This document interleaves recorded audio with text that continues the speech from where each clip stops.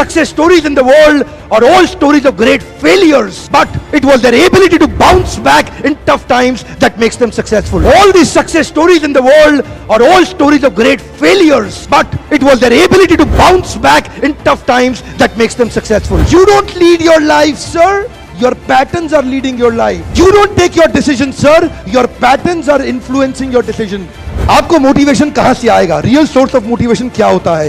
एक इंसान को मोटिवेशन कहां से आता है? कैसे आप हमेशा मोटिवेटेड रहेंगे भाई साहब? देखिए, कुछ लोग बोल रहे हैं recognition, trust, happiness of achievement, containment.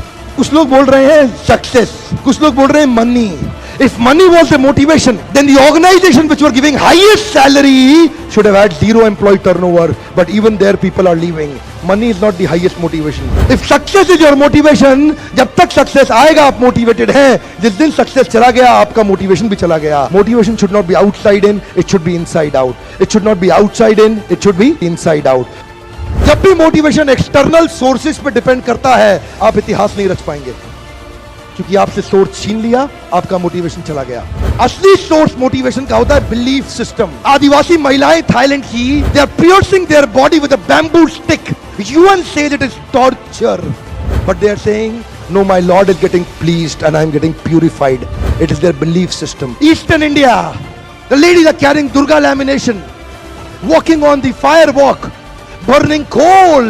UN says torture, but she is saying no, I am getting purified because Durga Devi is getting pleased. It is their belief system. Belief system, sir.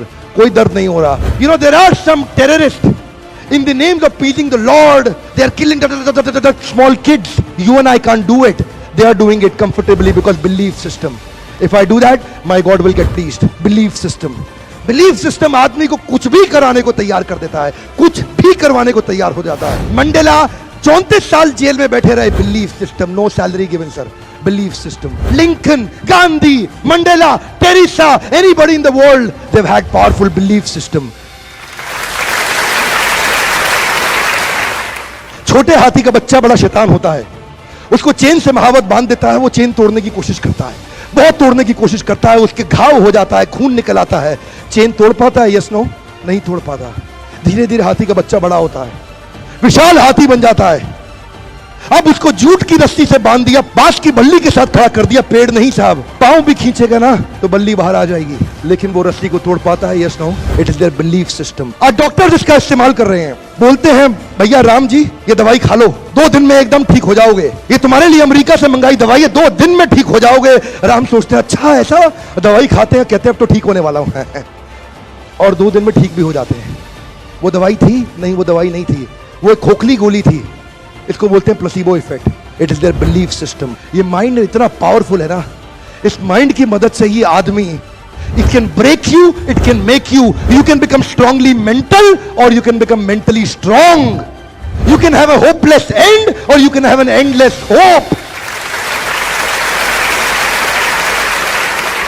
Your belief system is right. आप जानते हैं उस लड़की को Arunima Sinha UP के गांव से आई थी. ट्रेन की पटरी के नीचे उसको चेन छीनने के लिए कुछ लोगों ने धक्का दे दिया, दोनों पांव ट्रेन के नीचे आ गए, कट गई. सारी रात वहीं पड़ी रही, कोई बचाने नहीं आया. 49 ट्रेन सारी रात में गुजर गई वहां से.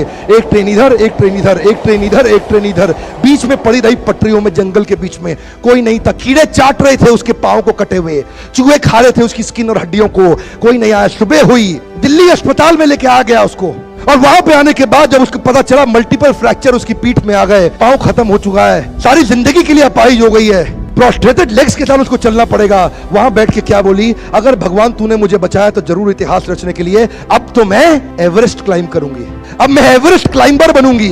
बछेंद्रिय पाल के पास गई. बछेंद्रिय पाल ने क्या कहा? तूने ऐसी अवस्था में एवरेस्ट क्लाइंब करने के लिए सोच लिया? तू तो एवरेस्ट क्लाइंब कर चुकी है, अब तो दुनिया को तारीख पता लगना बाकी रह गया है. और जानते हैं, एक एक करके न केवल उसने माउंट एवरेस्ट बल्कि 7 पीक दुनिया की पार कर ली. आज एनडीए गवर्नमेंट में उसको पद्मश्री अवार्ड मिला है. साहब, आदमी विकलांग शरीर से नहीं होता है, मन से होता है. अगर मन से विकलांग हो गया तो हमेशा के लिए विकलांग हो गया.